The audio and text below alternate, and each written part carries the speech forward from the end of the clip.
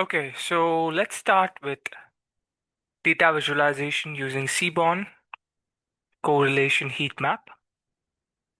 In this section, we create a correlation heat map to understand how strongly selected customer features are related to each other.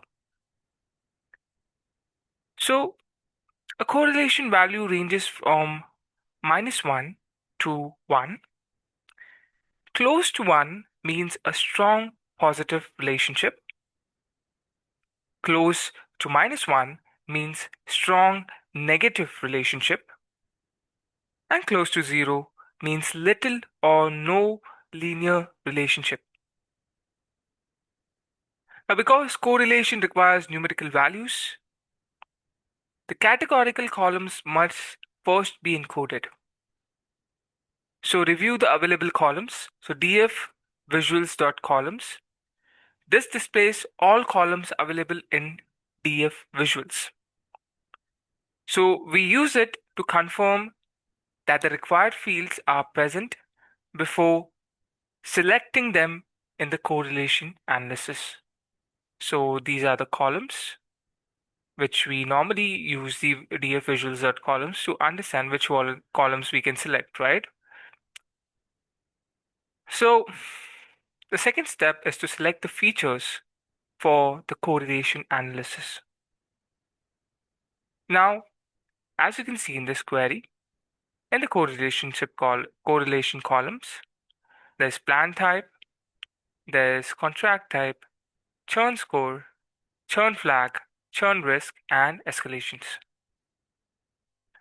This creates a list containing the columns required for heat map.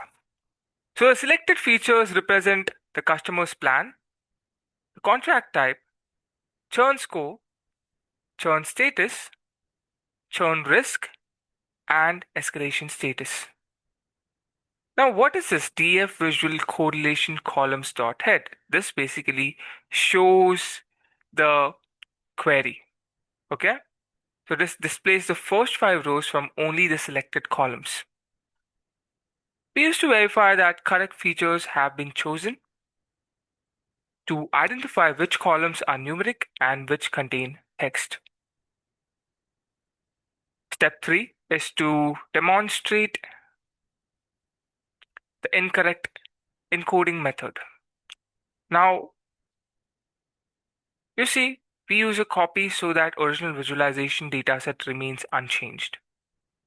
So, as you can see, the categorical columns are plan type, contract type, and churn risk. This creates a list containing the categorical columns that must be converted from text into numbers. So, for column in categorical columns, df encoded incorrect column is equal to df encoded incorrect column dot astype category dot cat dot codes. So this loop automatically converts each categorical column into numerical category codes. For column in categorical columns, this processes one categorical column at a time. Dot astype category, this converts the column into pandas category data type, and cat dot codes, this assigns a numeric code to every category. For example, plan type may become basic, premium, and standard. So problem is that these numbers are assigned using Pandas internal category order, not necessarily the correct business order. Now, as you can see, df encoded dot dash incorrect dot head, this displays the automatically encoded result. We inspect it to understand which numeric codes Pandas assign to each category. So, as you can see, now this is a table which has been with the encoded code, correct.head. So, this is basically a variable, okay, that stores this visual correlation columns copy. and then we use all these things inside it and then inside this. So yeah, that's how we get this table. Now, step 4 is to create a heat map using incorrect encoding.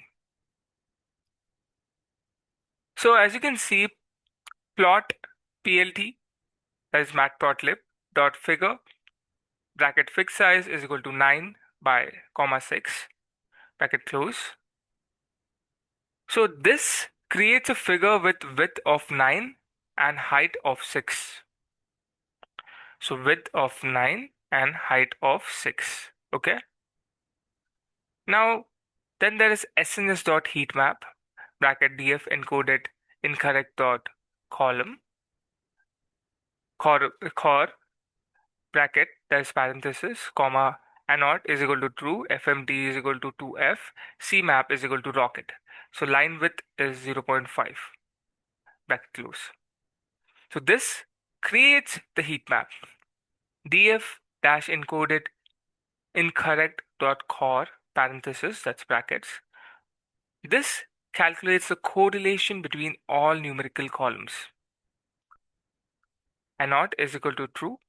This displays the correlation number inside every heat map cell. fmt is equal to 2f. This limits the displayed values of 2 decimal places. Now, for example, 0.857224 is equal to 0.86, right? So CMAP is equal to rocket. This applies the Seaborn rocket color palette. Okay. And line width is 0.5. This adds a small gap or border between the heat map cells.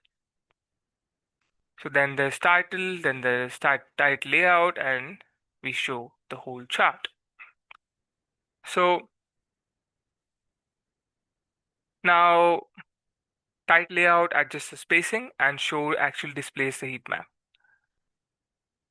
So although the chart can be created, some results may be misleading because the category codes may not follow the real business order. So that's what we are going to understand in step 5. So understanding why automatic encoding is misleading. Now first query we write is diff visual churn risk dot unique. This displays all unique values available in the churn risk column. So the output is low, high, medium. The correct logical order should be low, medium, high. However, automatic category coding may assign values based on alphabetical or internal ordering. For example, it may assign high is equal to 0, low is equal to 1, medium is equal to 2. This does not represent the actual risk hierarchy because correlation depends on numerical directions and distance, and incorrect order can produce misleading positive or negative relationship. So let's define the correct business order. So for this analysis, the intended category order is plan type, basic, standard, and premium. So the plain text will be contract type is monthly to annual, and churn risk is low to medium to high. So the most important point is that this order should be based on business meaning, not alphabetical order. Churn risk is naturally ordinal. However, plan type should only be ordered this way when basic, standard, and premium genuinely represent increasing plan levels. Then step 8 is to verify the encoding results. As you can see, df encoded is equal to df visuals, correlation columns. So yeah, this is basically that. This actually creates a fresh copy of the selected features for correct encoding. Okay, interesting.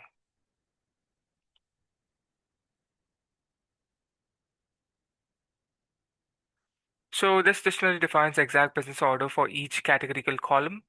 Basic receives the lowest code, premium receives the highest plan code, monthly comes before annual, low risk comes before medium and high risk. Now this loop applies to correct encoding to every mapped column. Now order mapping.items, they return both the column name as column and its category order as order. Then there is pd.categorical.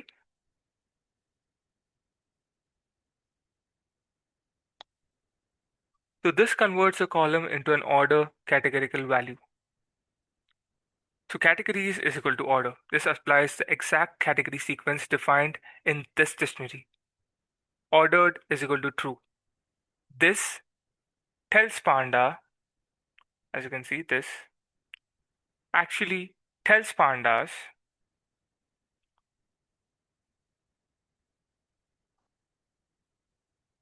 that the categories have meaningful hierarchy.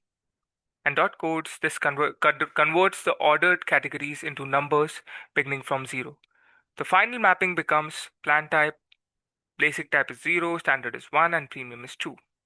Contract type would be monthly is 0 and annual is 1. And churn risk would be low is 0, medium is 1, high is 2. Now let's verify the encoding results. So as you can see, df.encoded. First we see the df visual correlation columns.head. This displays the original categorical value. Then there's df encoded. It displays the encoded numerical values comparing both outputs. Confirms that categories were converted according to intended business order. So the validation is important because incorrect encoding would affect the final correction values.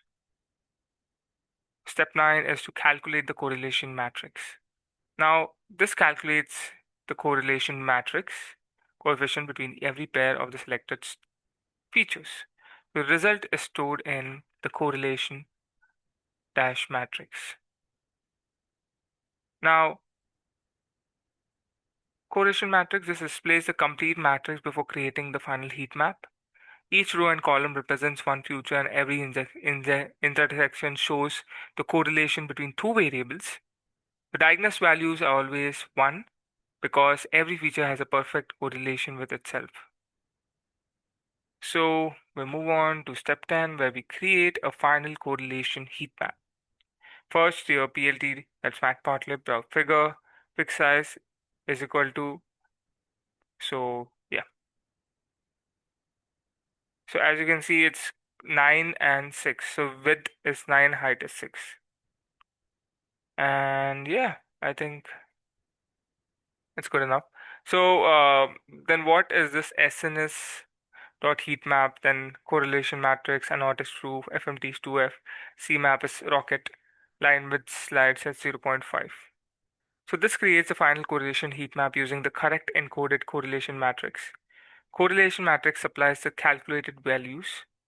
Anot is true, displays the value inside cells. FMT is 2F, rounds them to 2 decimal places. CMap is rocket, applies to color palette, and line width is is equal to 0.5, separates the cell visually. So as you can see, the plt.title, this adds a chart title. Then there's plt.title plt.show. So this adjusts the spacing and display the complete roadmap. The final heat map shows several notable relationships. Churn risk and churn flag is 0.95. This is a very strong positive relationship.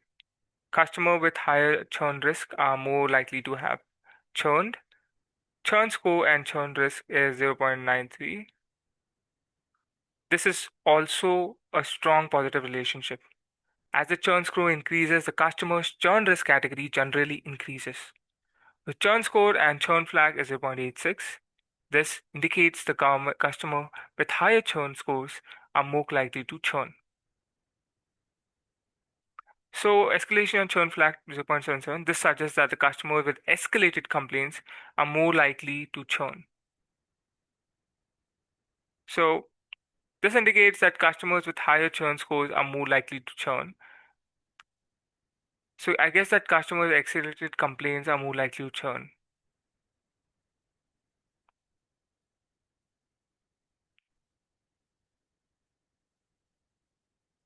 So yeah, I think it's enough. And as you can see, this interpretation of churn flag, then the contract type and the churn flag itself is great, and I hope you understand it.